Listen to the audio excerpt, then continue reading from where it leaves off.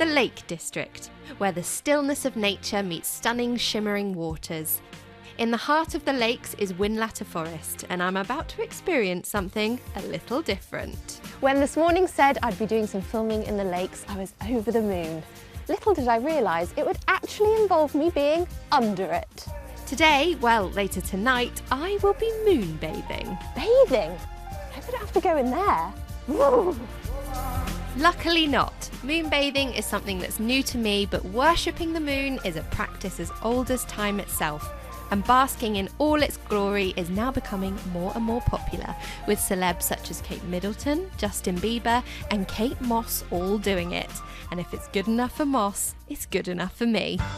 But what actually is it? This session will be run by Jen Grange, and ahead of it, I'm getting some more information about what to expect. Hi Jen, thank you so much for inviting me. It is gorgeous here. Can you tell me a little bit about moonbathing? So moonbathing is a little bit like sunbathing, except you do it in the dark, funnily enough.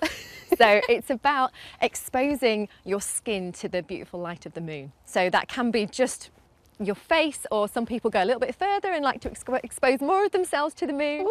Ooh. Yeah, I know. What are the benefits of bathing under the moon? So we know that it lowers our stress levels, it lowers our stress hormone cortisol, and it increases our levels of serotonin, which is our happy hormone. It helps to boost our immune system, especially being out in beautiful places in nature like this. So when I come out of the moonbathing experience, am I going to feel like a completely different person? Well, you have to wait and see. Many people do. It's a bit grey today, so what are the chances of us actually seeing the moon? Might be a bit limited tonight, yeah. We have got cloud forecasts, but we don't need to worry about the cloud, because when we're working with the energy of the moon, the cloud's just a natural barrier in the way, but the moonlight shines through.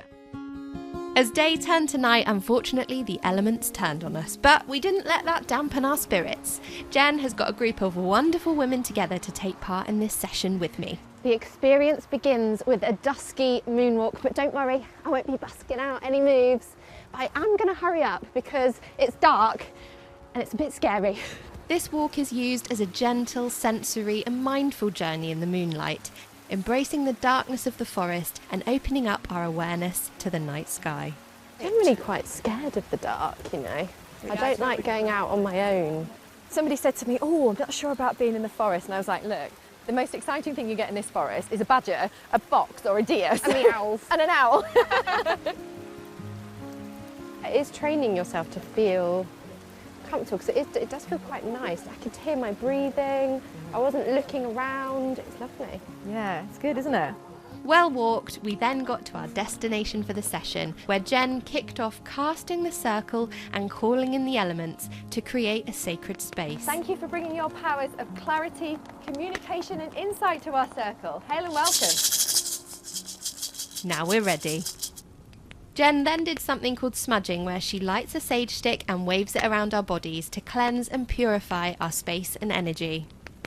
The group then opened up the circle on how we were feeling and how we work with the energy of the moon.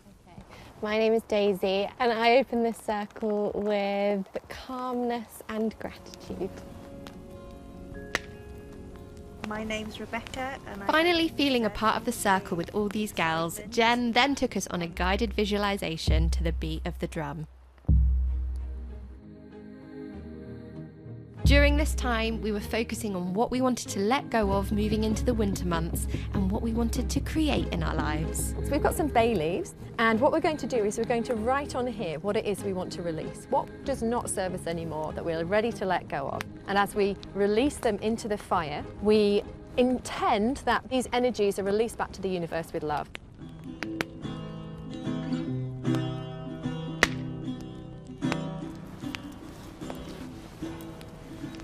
He's gone.